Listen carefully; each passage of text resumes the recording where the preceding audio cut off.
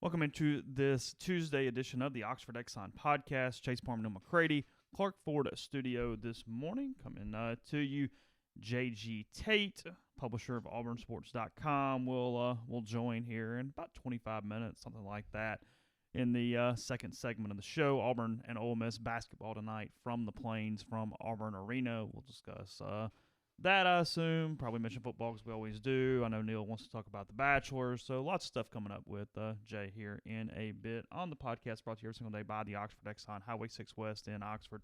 Ribs, daiquiris, lunch specials. You know the drill by now. You also get great gas prices courtesy of the Speed Pass Plus app, the mobile rewards program, and more. Again, it comes to you from the Clark Ford studio. Clark Ford's in Amory, Mississippi, 662-257-1900's that number. Call it. Ask for Corey Clark. Tell Corey what Ford product you're looking for. He'll send you a quote within 15 minutes in business hours. It's that simple. Pardon me. It's right to the bottom line. There's no hassle. There's no haggle. You get your quote, and the rest is up to you. You can shop that quote around, of course, or you can do what I've done, what I recommend that you do, and that's hop into a Clark Ford today. You'll love the product. You'll love the service after the sale. Corey wants to be your car guy. He wants to be your truck guy. He'll prove that to you when you make the call, 662-257-1900. If you're out and about in Oxford tonight, head over to Rafters Music and Food. You can check out the Ole Miss baseball game, then Ole Miss basketball tonight at 6 at Auburn.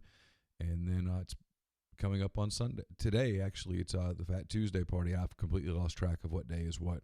Celebrate New Orleans style today with DJ Drum, Hurricanes, and Daiquiris at the Fat Tuesday party, Rafters Music and Food tonight.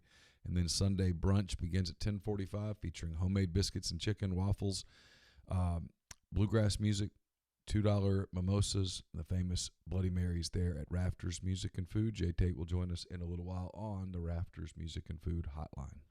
So, just hit publish again. Ole Miss, Southern Miss baseball today at 4 o'clock. Wes Burton on the mound for the Rebels. I think it's a critical day for him. I talked about it a little bit yesterday. I think that he could be the midweek guy the next few weeks. I think he can be a bullpen guy as well. Ole Miss seems to be maybe an arm short right now because of Greer Holston's struggles, because of Tyler Myers' injury. So, big day for Wes Burton today, in my opinion. And he's facing a Southern Miss team that just trying to stay healthy. They've had the flu running through their team much of the last week. The starting pitcher today for Southern Miss, Drew Boyd, had the flu over the weekend. He threw some Sunday, I think. He is back. The quote that Scott Berry, the head coach of Southern Miss, gave Richard Cross yesterday was, "We've got a bad problem with the flu. I don't know exactly where it's come from, but it started last week, and it's working the way through there. Hopefully we won't get any more bad news with someone else with it. Biggest concern is we're all together on that bus headed to Oxford trying to stay as sanitized as you can." He's leaving anybody at home, obviously, that is currently sick. I don't know who is affected from a position player standpoint. He did say that it would affect who he would throw today because they have some pitcher issues with the flu. If you're Ole Miss, just don't shake their hand. Stay away from them as much as possible as you get through today and head to the weekend. I mean, in all seriousness, you can't have that going on. So no, I'm sure Scott probably would have appreciated a downpour today. Yesterday's rain would have been good today for Scott. He probably would love a 3-day rain front to roll through. In general, not because he's, just play it later. We'll figure it out. Yeah. He probably, if they would have let him, he probably would send an L in an envelope and go, "You got it."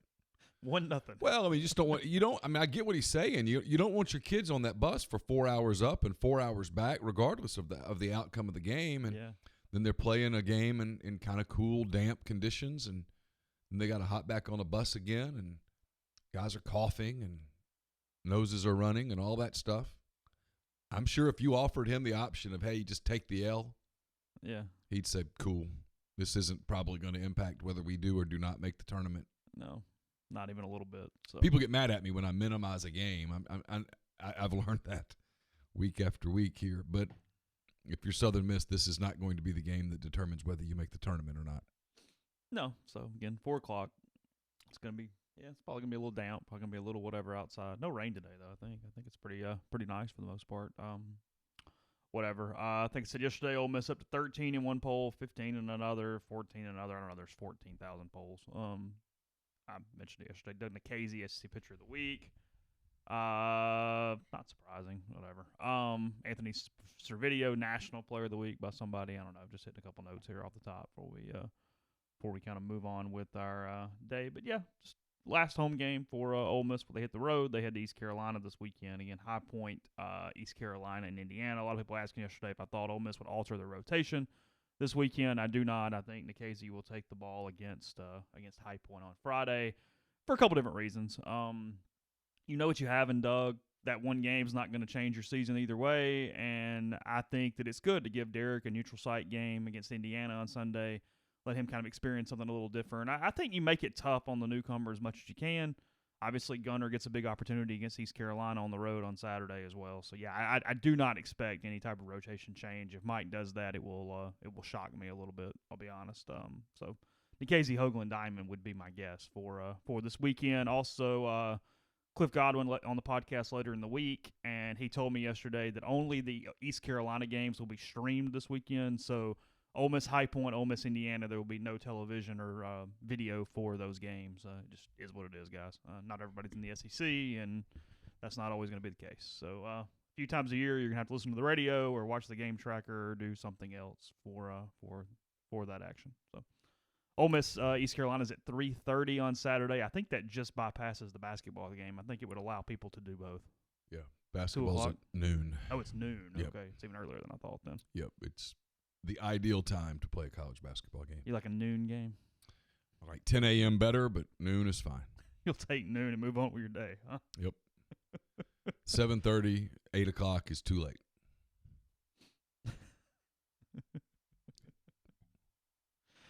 I don't know why. I'm in a weird mood today. Game starts at noon. I'm done by 4. I've got a weird weekend because Laura's not going to be here. And so you got stuff. And Carson's got potential for soccer this weekend in Tupelo, so I've got the shuffle. Going to be interesting. Begging people for carpool help. I don't know what East Carolina's going to do. I'm reading from the stream. I don't know what East Carolina's going to do with their pitching. They threw Tyler Smith in the middle game last week, I think. It's the least known of their 3 starters. It's kind of like with Mike. I really don't think Cliff's going to move things around. I would assume he's going to stay with his normal with rotation of blanking out. They're All-American on Friday, and then Tyler Smith on Saturday. Burleson on Friday, Tyler Smith on Saturday, and then Cooch Maynor on Sunday, who almost threw a no-hitter against Ole Miss last year in a midweek. That's my guess. It's non-con. You got league play starting in a couple weeks. Just leave it alone. Just don't worry about trying to get guys back on schedule and all that stuff. Just throw your dudes. You send really weird messages inside your team when Start you moving start people around. Shuffling stuff around in February, early March. You send a message to your team that, hey, I tell you guys every day is one game at a time, and yet I'm sending a message to you that this game is more important than another game. Why would you do that? Your league play ultimately is going to be what, if you're even at East Carolina, games against Indiana and Ole Miss are huge RPI opportunities, whatever. But you don't want to send that message inside your roster, inside your locker room where the guys go, no, wait, what does this mean? I just want to get into a routine. Because if you're good enough to win your league, the rest of it will all take care of itself. Yeah, you're going to flip Gunner the ball on Saturday and go get him. Be like if Mike suddenly said, you know what? We're going to hold Nikhazy for Saturday. People inside the locker room would be like, well, what does that mean? Why are we doing that? Does that mean Saturday's more important? Gunner can't beat ECU. Yeah, you don't trust him? Especially Hoagland, who's got a lot of confidence right now, and frankly, last year kind of struggled with that a little bit. Yeah, why would you do that? You wouldn't. You just roll. It's an important weekend for Ole Miss, obviously, but it's not the end of the world. It's not make or break. No. I mean, I can play that out all the way. I mean, Ole Miss goes 3-0 this weekend. It goes 11-19 in the league. This weekend will not matter. It's these trucks. What is that? Trucks go flying. Forgive me. I know people don't like this word. It's the only word I got. Rednecks go flying down this thing and jump over speed bumps. I cannot wait till one of them breaks the axle on their truck. I'm going to go out and take pictures. You've been really excited about that for months, hoping axles I would stop the show, run out, and take pictures, film it, and laugh out loud. That was loud. It's constant. I mean, that was like a rocket going off when they came up with that thing. They just go. The speed bump is designed for you to slow down, and some of these idiots speed up over the speed bump. It's like they want to take off. But anyway, what I was saying is, and if Ole Miss goes 0-3 this weekend, and they won't, but if they did and they went 19-11 in the league, it wouldn't matter. So that's when people go, you keep saying games don't matter.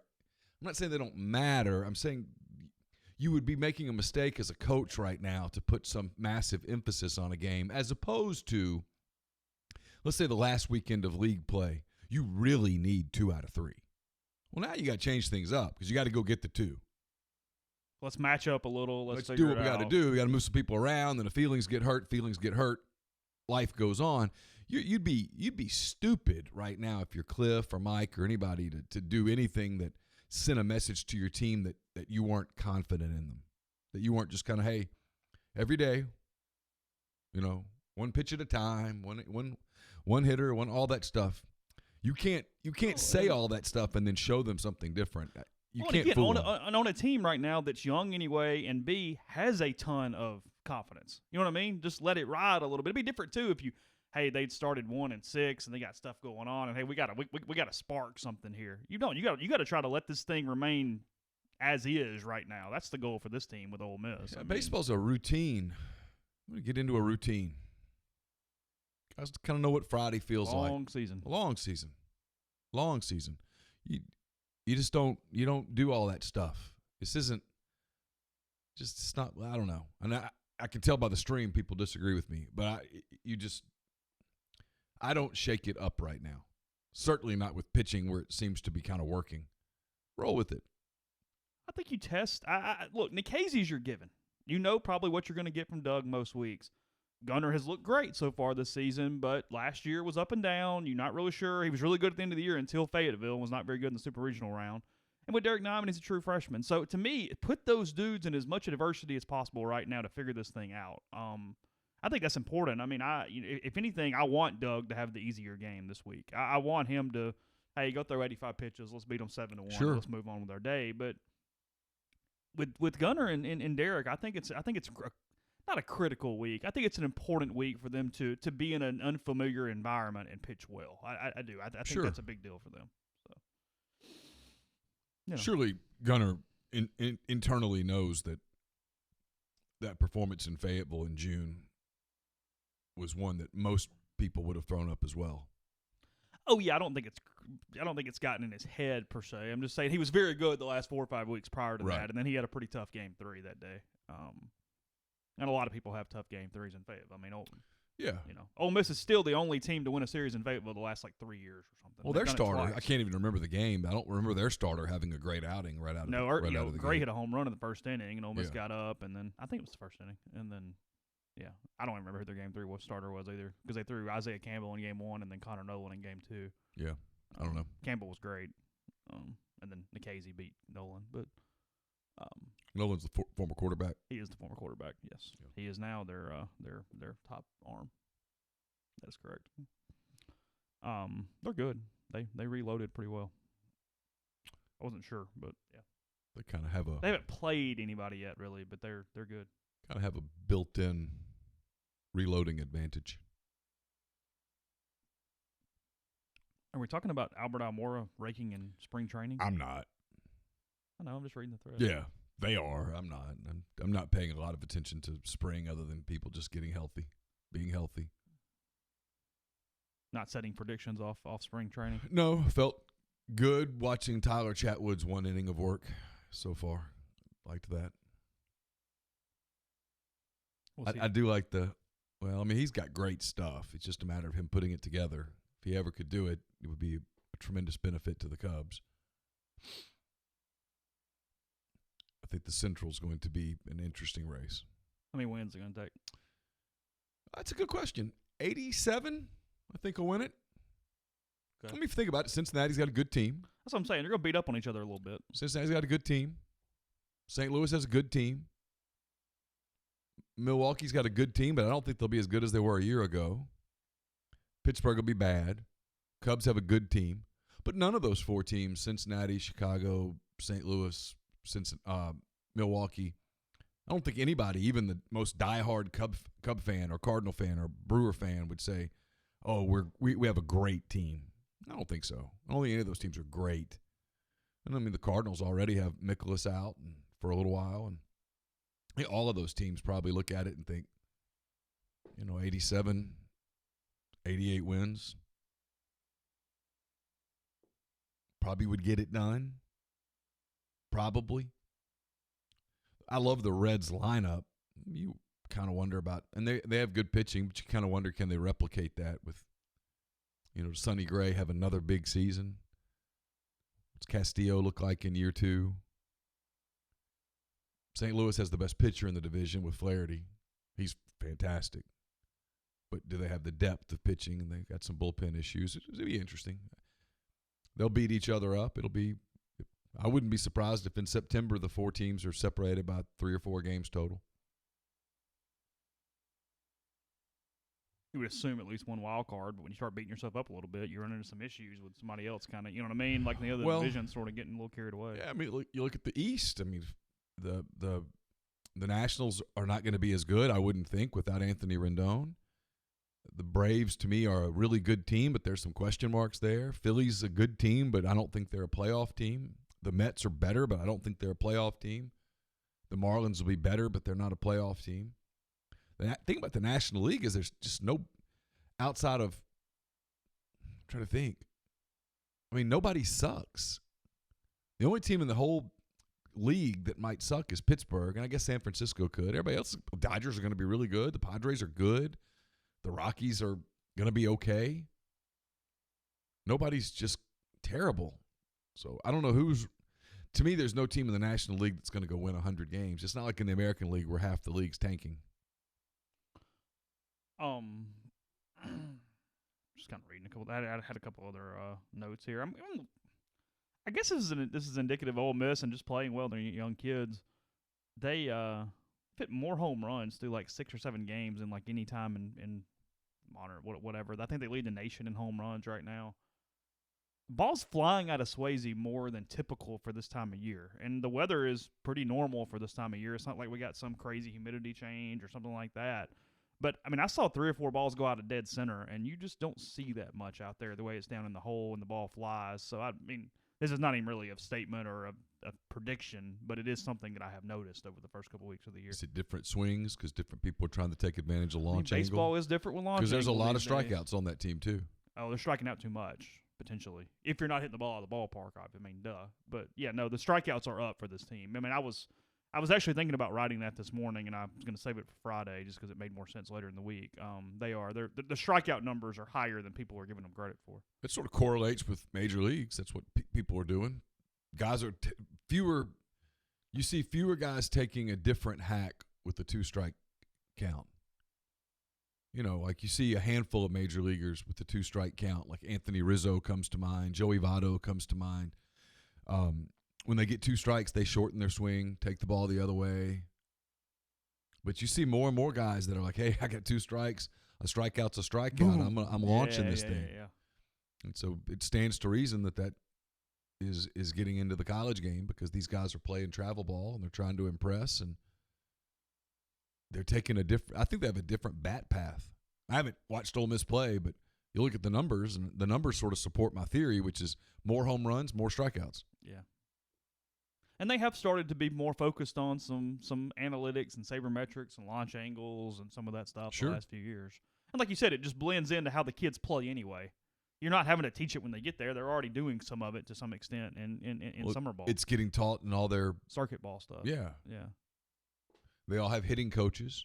The hitting coaches are looking analytically and trying to create launch angle and stuff like that. And when you do that, it's a different swing. Maybe that's something with Servideo. We keep going, hey, why is he hitting more home runs? Maybe that's all it is. I mean, frankly, it's a story I need to write. I need to ask him about it. But because he hit like 1 home run his freshman year. He hit 3 last year, and he's already hitting 4 this year in 7 or 8 games. Has he changed his stance?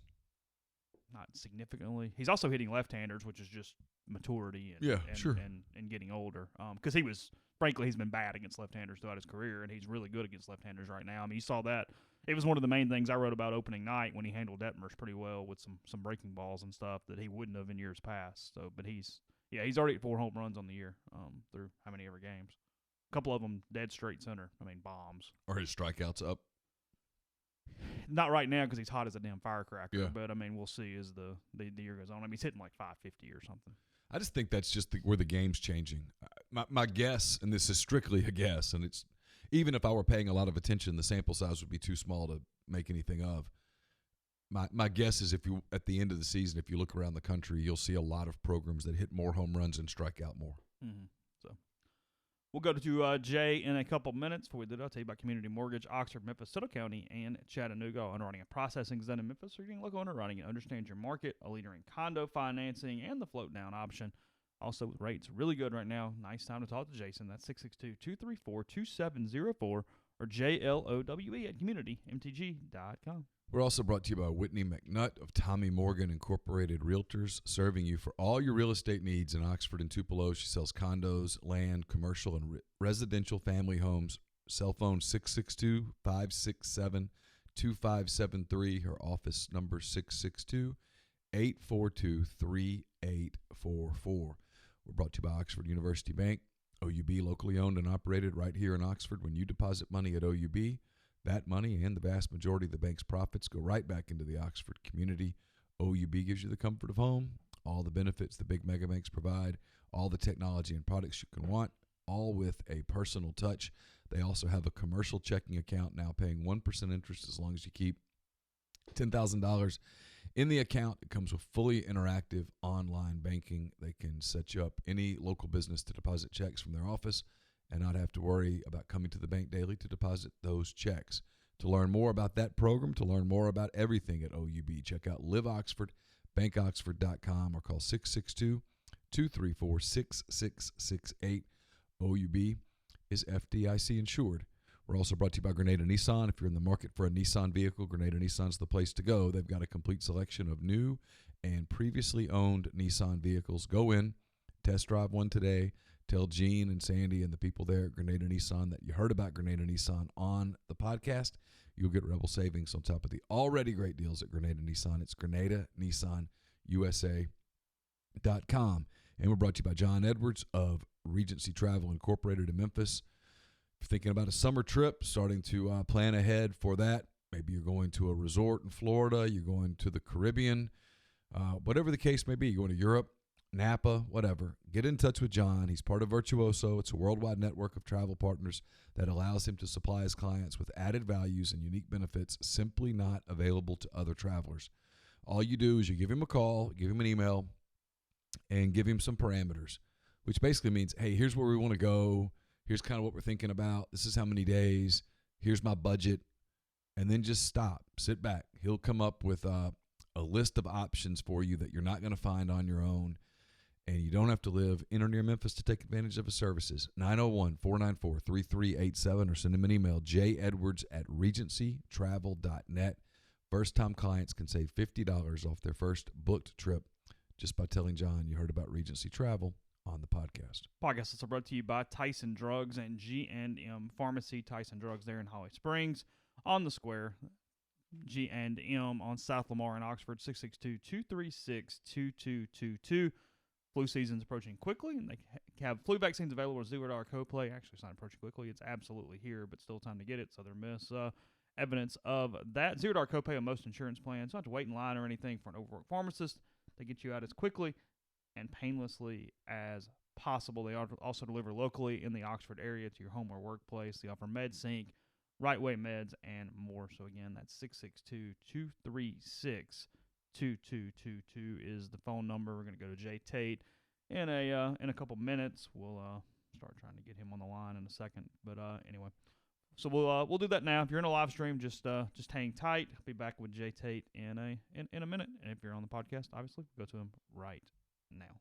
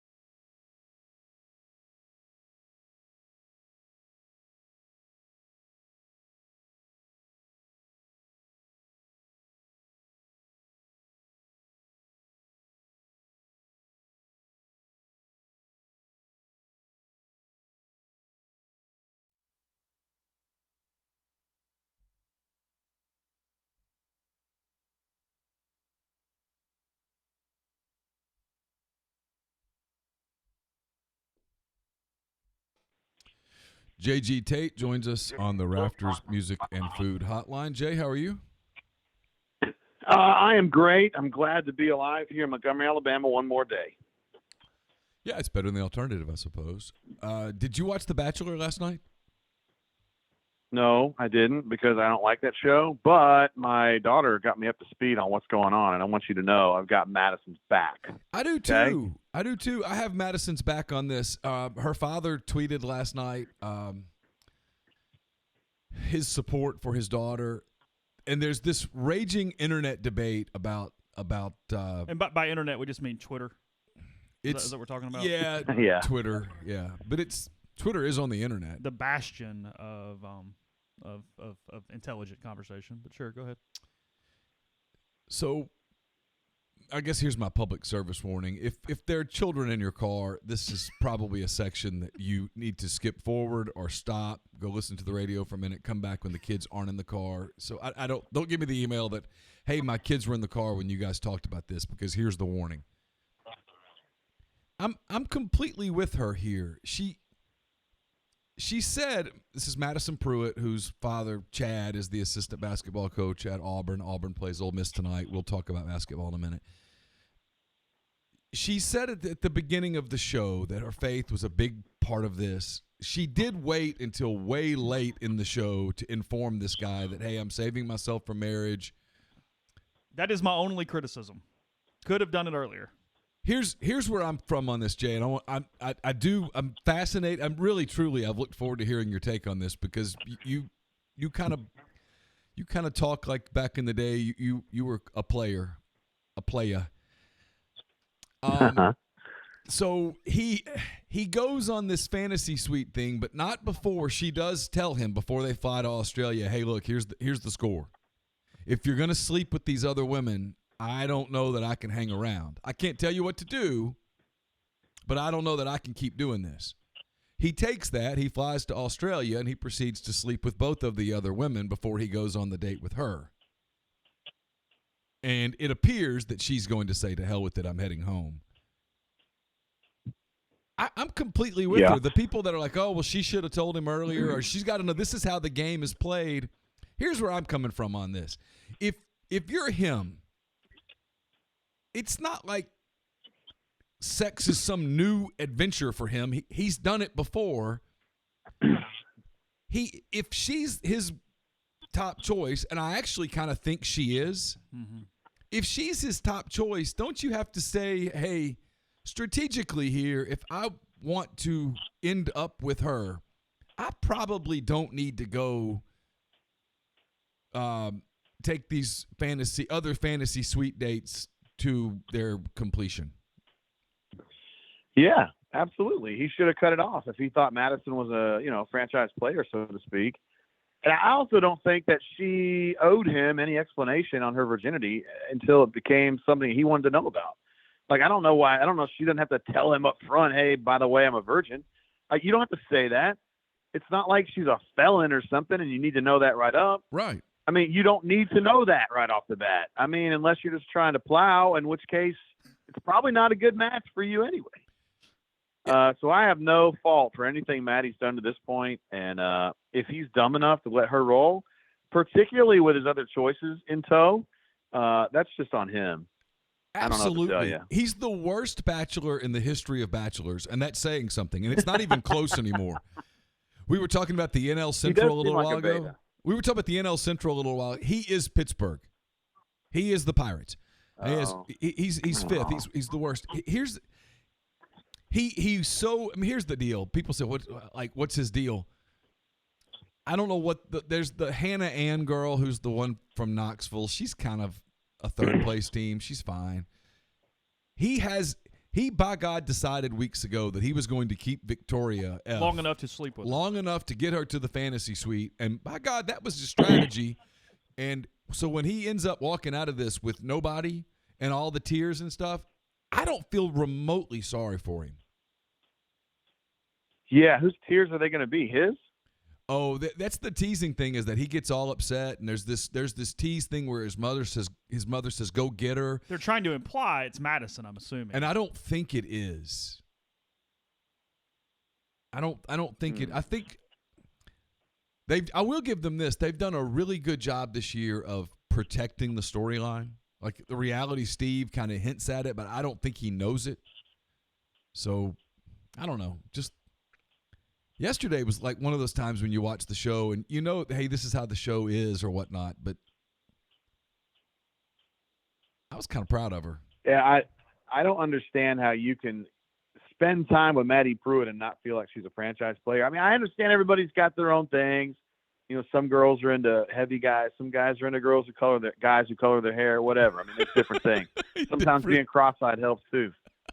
But I mean, Madison is gorgeous. She's quick-witted. She's funny. I don't really understand what the negative here is, except that he wants to go plow. And he's done plenty of that already, as I understand it. I mean, even prior to this show. So, dude, like, I can't really tell the guys what to do. I can just look at it through my eyes and say the guy's an absolute idiot and he's a total beta. So he's in trouble, and I hope he cries his freaking heart out because he's walking away from a franchise player. I mean, that's verifiable. It's objective. We know this. When you talk to Chad Pruitt, I know that he can't. He's probably signed some sort of an NDA and all that stuff. Do you ever get a clue from him as to how traumatic this was for he and his family? No, I mean, I talked to him about it, and I mean, not like because I just don't watch the show, and I've tried to stay out of it for that purpose because Chad's a friend of mine, and I talk to Chad a lot about basketball, right? And I don't want to get into it with him really. I mean, I met with him a few days ago and we talked about basketball and I was just like, how are things going? And, you know, he obviously had a big stand. I did watch the show before this one where they had a family visit. Yeah. And dude was he got the side eye from Chad, and Chad was like, how do you think I did? Like, oh, great, man. I mean, that's the kind of dad we all want to be, right? Like you want to back up your daughter. Yeah. And if you got some guy who you think's being exploitative, you want to be like, bro, get out. Like, I don't know. Have you talked to Bruce Pearl about that episode at Auburn where he was so heavily involved in the basketball portion of it? No, not really. I mean, it was just BP being BP. He's not the guy I would talk to about this. It would definitely be Chad. And y'all would love Chad. Like, Chad's a real dude, like, cool guy. Like, just a good dude. Loves his wife. They've been married this whole time. Like, raises three daughters, and they're all really nice. And he's just, like, living the American dream, man. Like, he's just a guy everybody would like. Have you asked him how the hell he stays so young looking? Like, he looks like he's in his late 20s. I've joked with him about that before. His wife looks really young, too. She's one of the most gorgeous 50-year-old women you'll ever see. I don't know, man. Maybe they just went to those little cryotherapy things. I don't know. Maybe. They never told me that, though. You need to ask that. That might be where their path to fortunes and fame is. Like skincare. The Pruitt youth-looking culture. We'll show you how to do it for only $49.99. Exactly. Hey, yeah, now. I saw him. I've told the story. I saw him after the Ole Miss Auburn game in Oxford, I guess about a month ago or so, and he was getting some soda out of the soda machine. I assume for he and BP on their way out, and I wanted to go talk to him because it was as starstruck as I've ever been. Oh, Jesus. which is That's funny, crazy, because man. of what we do. I mean, you see people who are quote stars all the time, and you're like, whatever, he's just a coach. But with him, it was like, oh, that's Madison Pruitt's father. And I told the girls, Campbell and Caroline, and they're like, you didn't talk to him? And I'm like, no, I just said something about Jay Tate. That was it. Yeah. I was like, You think I'm all right. I was like, watch out for Jay Tate. And he goes, it's too late. I said, take care of Jay Tate. He goes, it's too late for that. That ship has sailed or something like that. Yeah, he knows me. He knows me. Yeah, it's weird to think that he's a celebrity, though. Like, he's the most unassuming dude. Like, it's just weird to think he'd be a celebrity, but it's cool. And I'm glad that Madison's getting this run because she's this girl. Like, she really is this girl, and it's a great family, and they've been this way. So it's not a fake put on at all. Someone went and found her basketball highlights from what I guess was high school or whatever. I mean, she had game. Oh, yeah. I mean, Chad was – wins and losses, he's one of the greatest all-time coaches in this state. He coached the Lee Scott Academy over in Auburn, and, I mean, those girls, they're still really good and based on the culture that he set up there at LSA. So, I mean, Chad was an awesome high school coach. How did he end up on Pearl's staff? He was just an awesome high school coach in the area, and they needed someone with local ties to kind of get things going, because when BP came in, he really had nobody local on there. You know, he was bringing his guys from before and guys he had met along the way from other places, and he needed someone local. And Chad was kind of like his right-hand man. At that point, Chad wasn't a coach. He was just kind of like a liaison to the head coach, and he worked his way up because he's good. I mean, he's a good coach. You know what I mean? Is there any scuttlebutt over there? And maybe you wouldn't even know anyway, the Madison being the Bachelorette, or is that not something she's headed toward? Do we know any idea there? You mean, is it a big deal in Auburn? Or? No, like, does she have a chance to be the next contestant on the show? Have you heard anything about that? Oh, yeah, I was thinking about that, just putting two and two together. So could she be the Bachelorette? Sure. Let's say this doesn't go out. Usually they'll take one of the people who was like a finalist, if you will, like one of the final 4, 5, 3, and that person, you know, because America got to know them a little bit on the show previously, that person will become the next Bachelor or Bachelorette and get their chance. We know she's not willing to hook up on a whim, so is that a minus? Because that's kind of what the Bachelor's It would all depend about, on how much they wanted that to be the storyline of the show. Yeah, well, it might be a good change of pace. She's certainly worth it. She's very marketable. She's that. But yeah. if you want a dummy who's going to hook up with, 25 guys, I definitely wouldn't want to go that direction. Would be fascinating to see. Like, it would really be interesting to be like a fly on the wall at ABC when they're having conversations about the pros and cons of her as the Bachelorette. Because if it's not her, who could it be on this? I mean, I guess there's 2 or 3 other candidates from it, but this has been a bad crop, frankly, and this guy did such a bad job early with the way that he pared it down that maybe some of the good ones got processed quickly because this guy's such a total loser. Also, real quick, I was watching the Madison version of the portion of the show last night because I knew we'd probably talk about it with Jay. They advertised for casting for an old person Bachelor. Did you miss this last night? No, I saw that. Whoa. What are we doing? In your golden years. That's got to be like a VH1 show or something, right? We're putting that on ABC? What's golden years? What does that count as? Like 60 or 40? Older than they are now. Yeah, I would think like mid to upper 50s and up. So like divorcees and widowers and stuff. You would watch that? Well, yeah, that interests me a lot more than the current version. Now, the kids are too young and they're too hooky uppy, Yeah. Like, I didn't live that life, I mean, I don't know. I can't even imagine, like, when I'm trying to woo Courtney, my wife / administrative assistant, like being like, well, I'm dating 3 other girls, by the way, so I'll get to you when I can. Like, I mean, she would have kicked me in the nuts, and that would have been the end of it. These kids get away with so much these days, You don't think Courtney I'm so jealous. Polygamy wouldn't be Courtney's jam?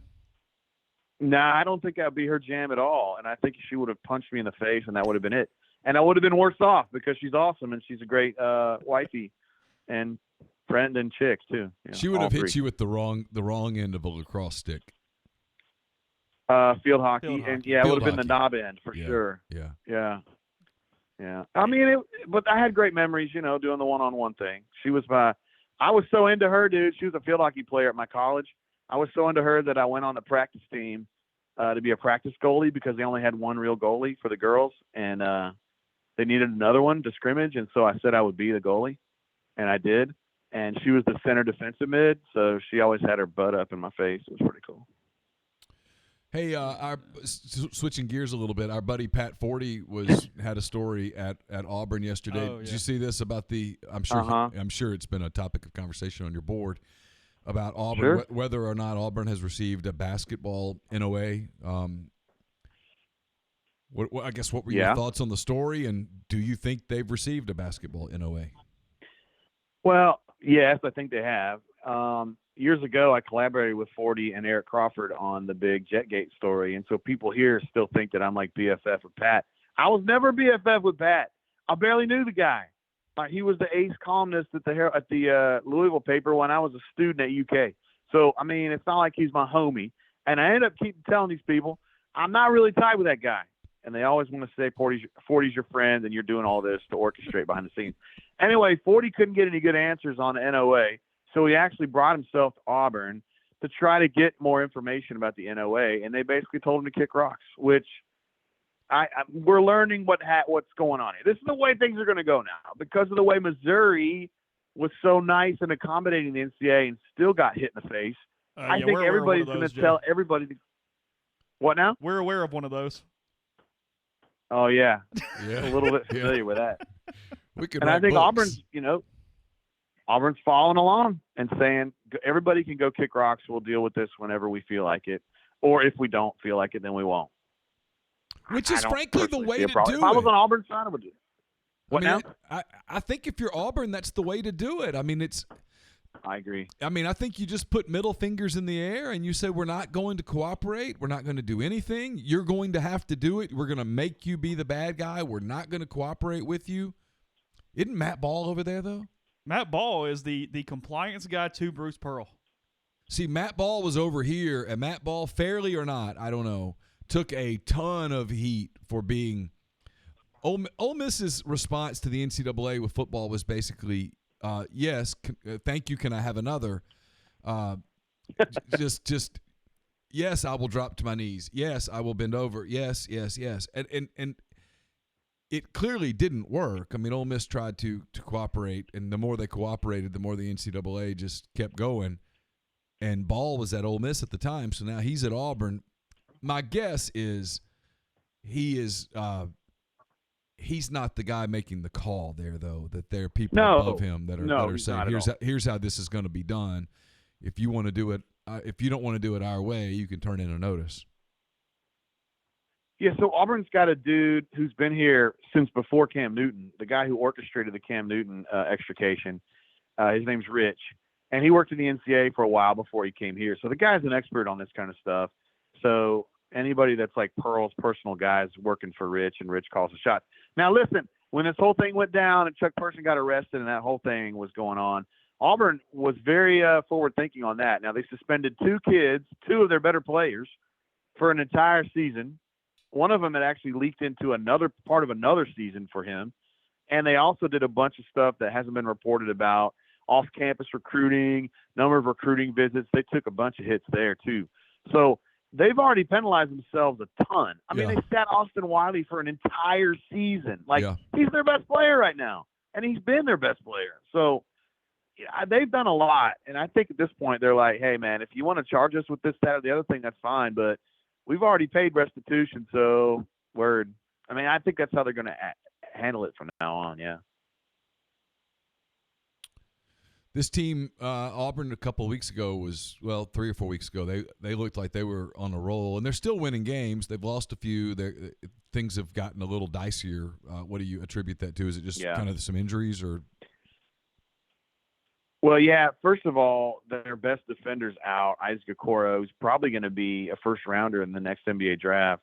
He's really good. He suffered a weird kind of a hamstring pull in the Alabama game. That's probably been 3 games ago. And so I don't think he's going to play against Ole Miss, but he could. And if he does, I don't think it would be very long. But so they've lost their best on-ball defender, and they don't really have a second best. It's just kind of some dudes. And so the defense is taking a big hit. And they have another problem in that they can't shoot the three. Last year, that team had so many dudes that were above average 3 guys. And now they don't have one guy who's an even average 3 guy. It's just a bunch of dudes that can't shoot. And they're actually good going to the hole and mid-range in it, but it's just like it's not their DNA, so they can't really do that a whole lot. And so they end up just shooting poorly from 3-point range. And when I say poorly, I mean bad. Like, they started multiple games like 1 of 10, 1 of 15. They do that consistently. They'll have these stretches where they miss 10 in a row. And it's just, BP has set this team up to be shooting threes all the time at all 5 positions. Well, 4 anyway. And that's just kind of what they're going to do, even though they're not very good at it. So you look at their stats, Neil, and they're not a good team, but they still win games.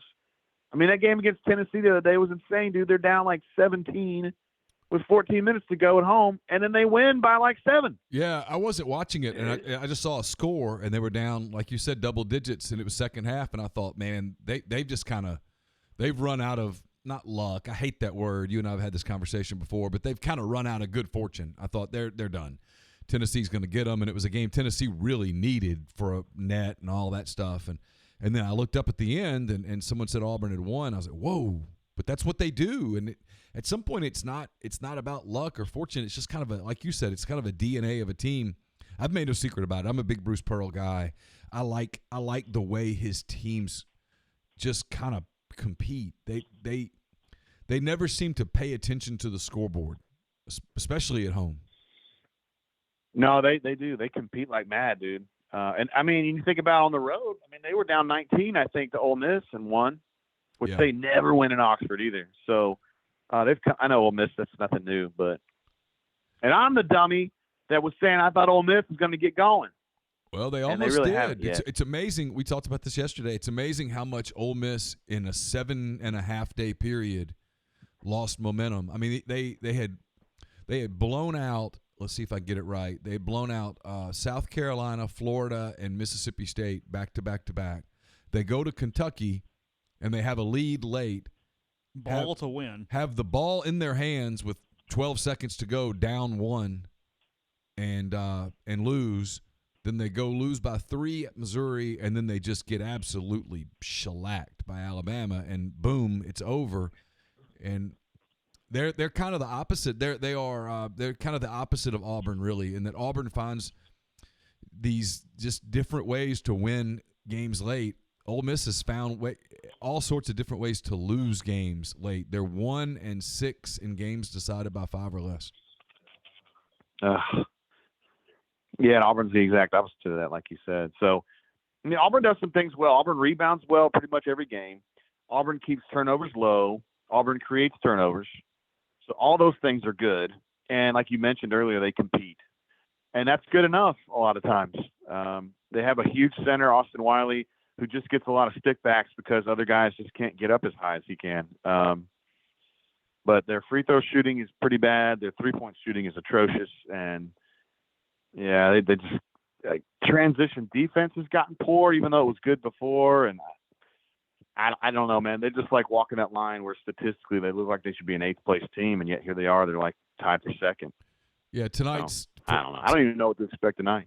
Tonight for Ole Miss, it's kind of somewhat meaningless, yet I'm a little interested because they have played Auburn so well over the last couple of years. They swept them a year ago when Auburn was a Final Four team, and they took them to double overtime in Oxford last month. And Kermit's teams always play well against Bruce Pearl's teams. So, yet this Ole Miss team feels like it.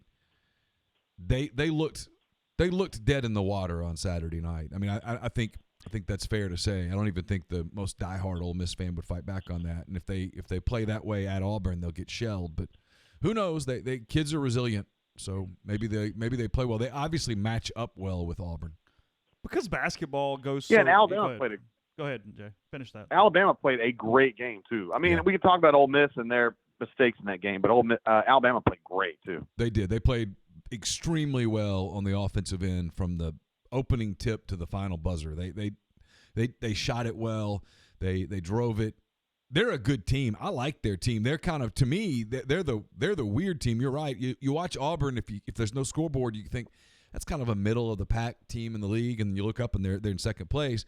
If you watch Alabama a handful of times without a scoreboard or something, you would think that's a top 4 team in the league. They're so athletic, and they shoot it well, and they play with a lot of intensity on the defensive end and all that stuff. And you look up, and they're kind of middle of the pack.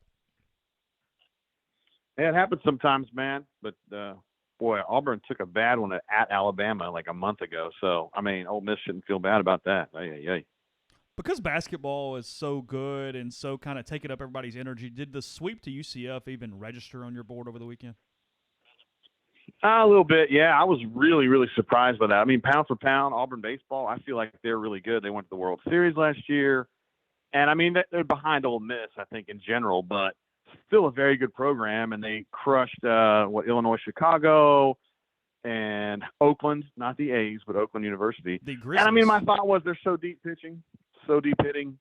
And then Central Florida comes in. And I know UCF has been really good against Florida. They've beaten the Gators a bunch here in the last couple of years. So I was like, if they take one, no big deal. And then they get swept, Auburn did, and they weren't even close. So, yeah, definitely concerning. But as you know, I mean, it's February, it's baseball. It's got a long, long way to go. It's such a postseason sport, too. I mean, Butch in the regular season hadn't necessarily done a ton, but then he gets the World Series. I think he's making a little over $1 million a year now. Pretty high society these days. Probably wouldn't be a terrible job, Yeah. UCF, right? UCF baseball. I mean, you can recruit. There's probably a lot of baseball players around Orlando. Oh yeah. You got in time Yeah, with the Scorpions they when have they players. were good and the different things. Yeah, it's been a. I mean, it wasn't the head coach, but Cliff Godwin was the assistant there at one point before he came to Ole Miss. I mean, it's you can definitely springboard out of UCF. Yeah.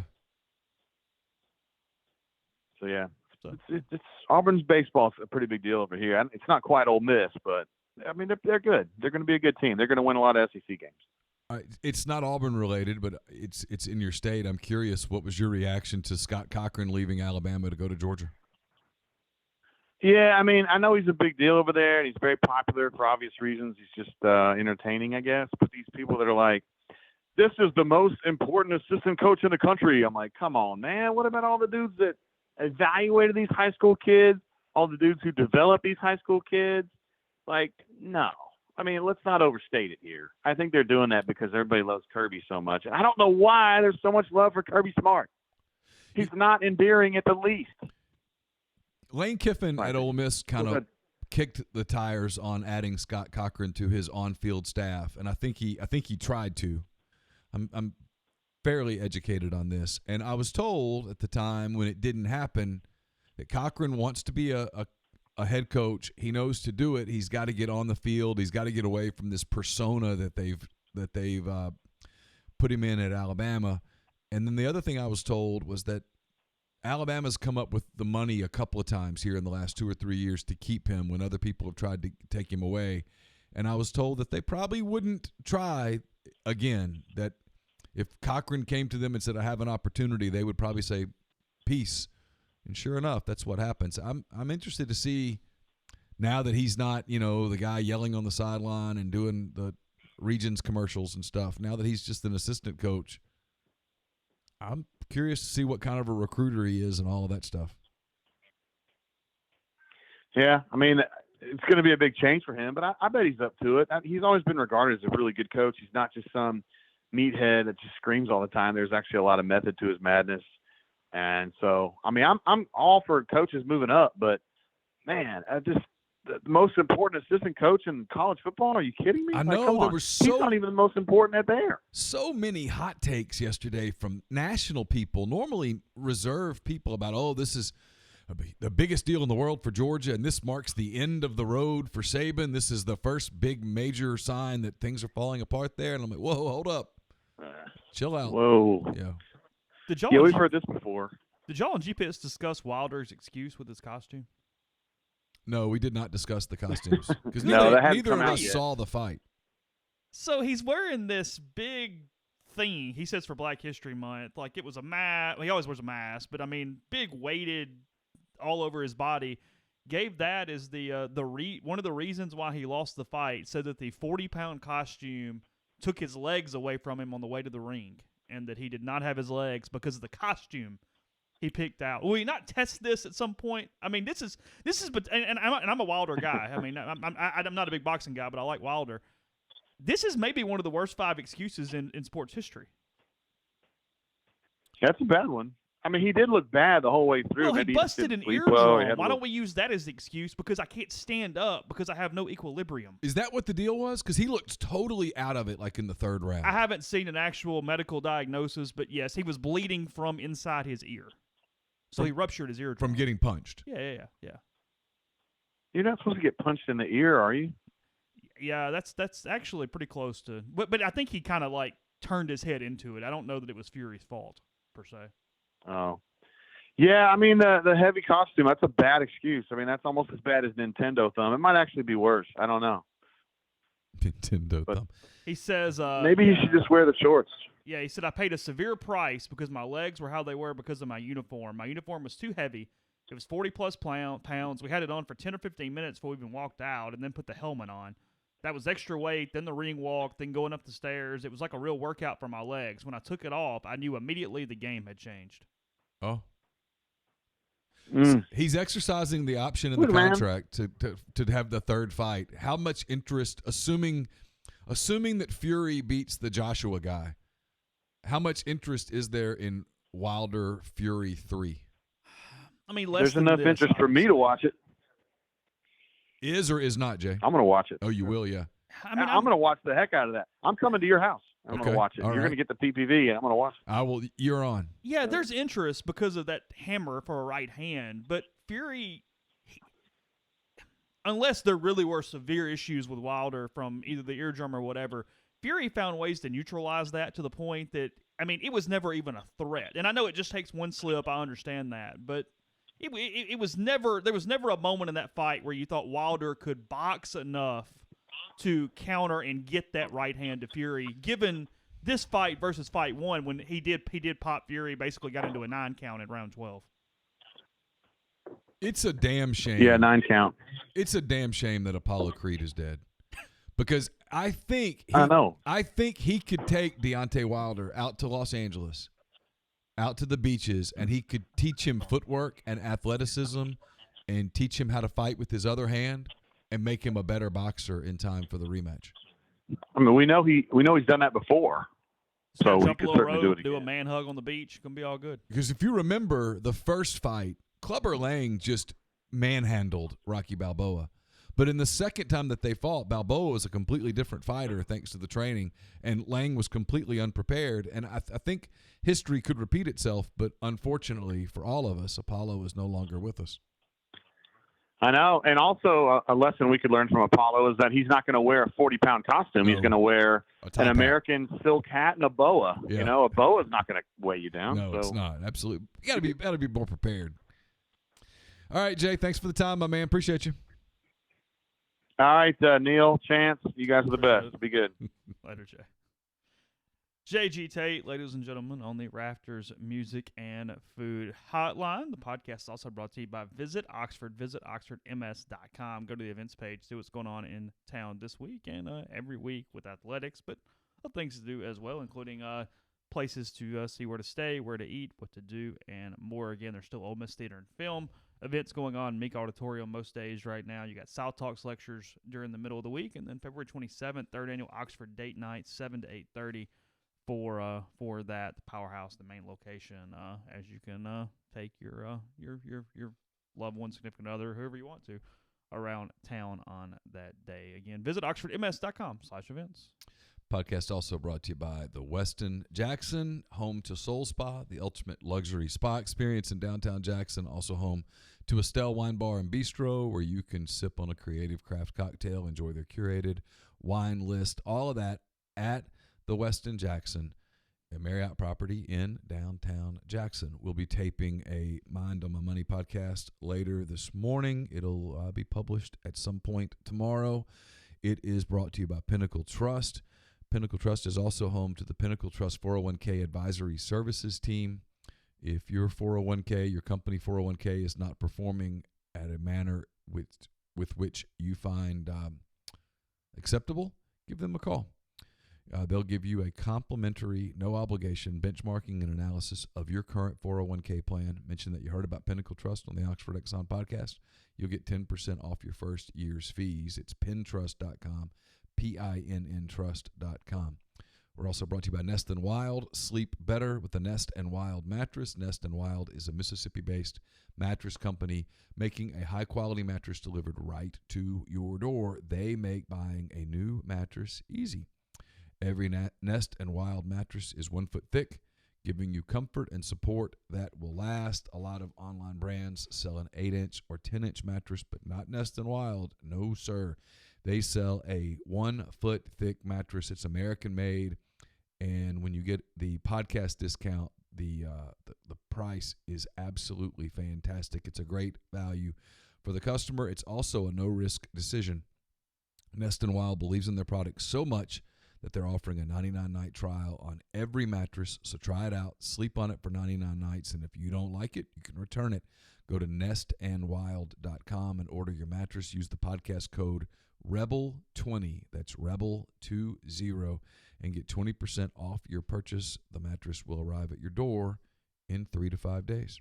Podcast let's brought to you by Mastercuts Lawn and Landscape. You can get basic lawn care of mowing, weeding, edging, that kind of thing. They also build whatever structure it is to get your dream backyard the way you want it, including custom playgrounds, retaining walls, pool decks, outdoor living spaces of all kinds, including for patios, forestry mulching, and more. or go mastercuts.com for a free quote. You get that same free quote at 662-607-7773. Again, go mastercuts.com. Let's see here. Put any credence at all into hand size, or are we wasting our time with Joe Burrow yesterday? 9-inch hands. More Bachelor talk. Is that what we're doing? I'm kidding. Well, they said I saw a stat about this. Nobody with a hand that small 2008. or smaller. Yeah. I don't know. I mean, it makes you wonder a little bit about cold weather and some of that stuff, but Pat Mahomes is a 1/4 inch larger hand. that's what she said. He does all right. It's not stopping me from taking him. You're not going to allow it to let you overthink.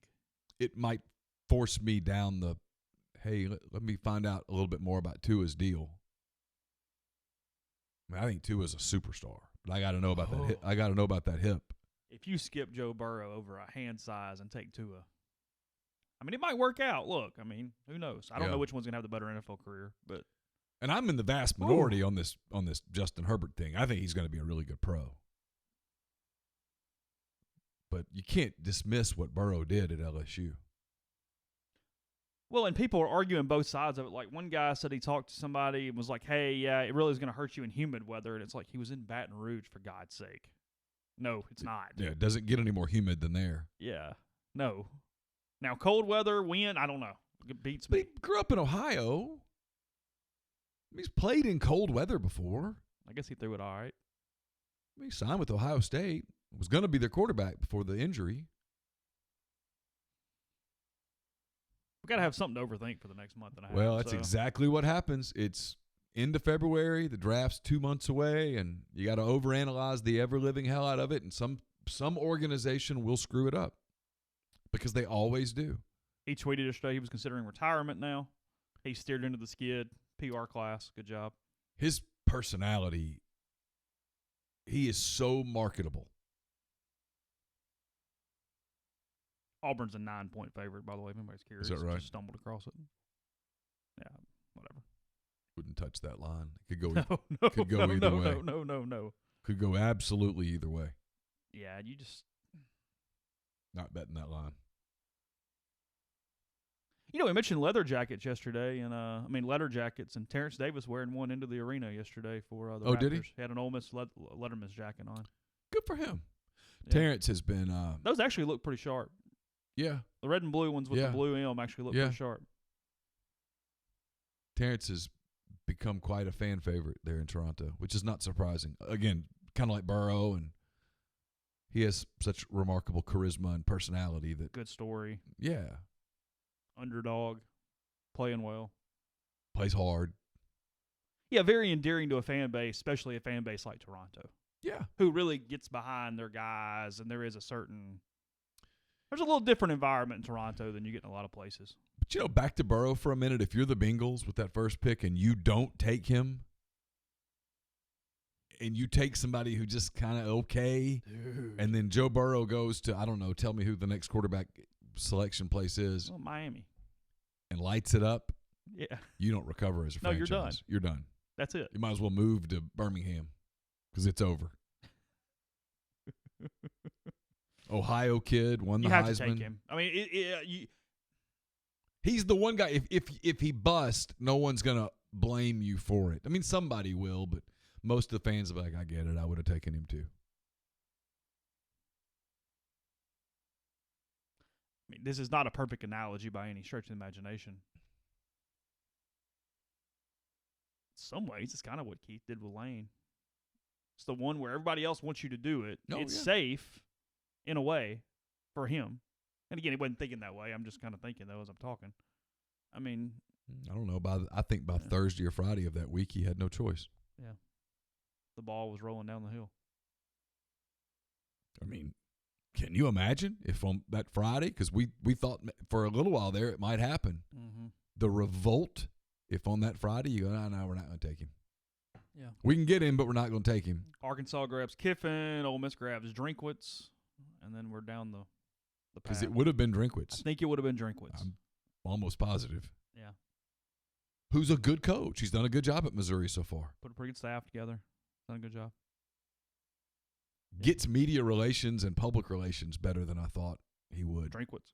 Especially the public relations part of it. Screw the media part. No one cares. But he's good with people.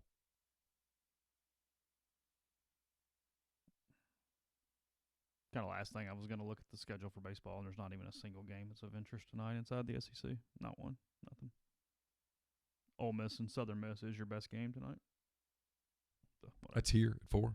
It's here at 4 o'clock. Yes, that is correct. Probably should be able to tell you that because I have a little part of my reader here. So I'll go ahead. Mentioning Ole Miss stuff, I'll go ahead and knock this out. Rebel fans, renew your football season tickets by March 31st to secure your seats in the vault this season. Tickets start at just $1.99. Can be purchased by visiting Ole Miss football.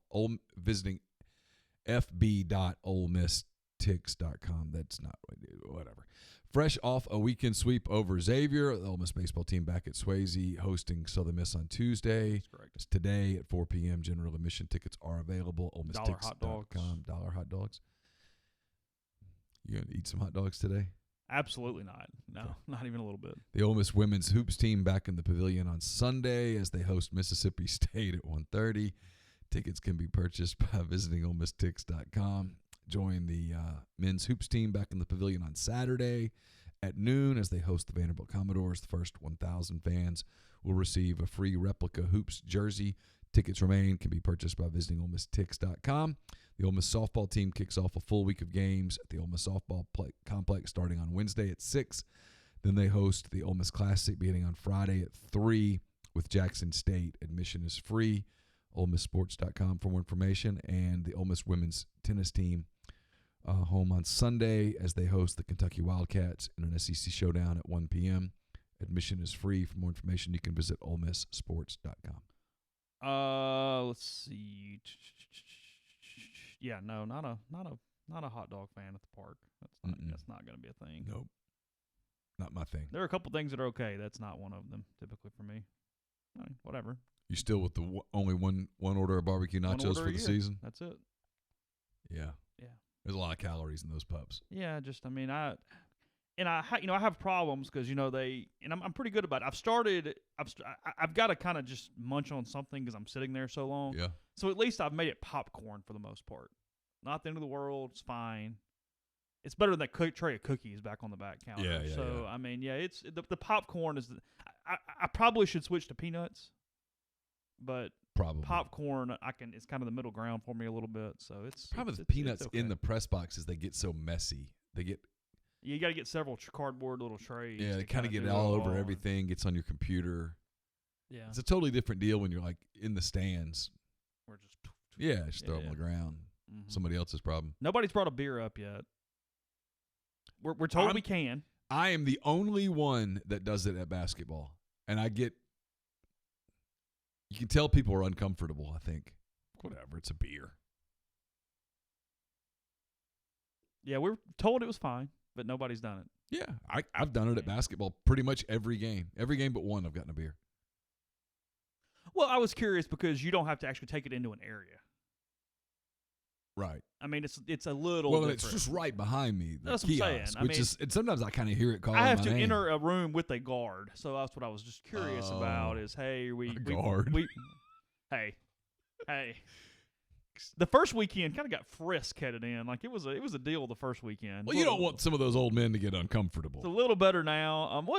2 years ago when that dude, I'm walking through the concourse just like minding my own business and got grabbed and spun around and the guy was like, "You've got a backpack on." It's like, whoa. Yeah. No backpacks. It's like Chill easy out. killer. You're gonna be all right, bro. Easy killer. I'm glad that happened to you and not me. That would have gotten ugly. I mean, grabbed me. Yeah, it would not have. Me around. That would not have. Like gone you turn well. around thinking, "What is going on?" And it's a security guard in a yellow coat. That would not have gone well. That would have ended badly.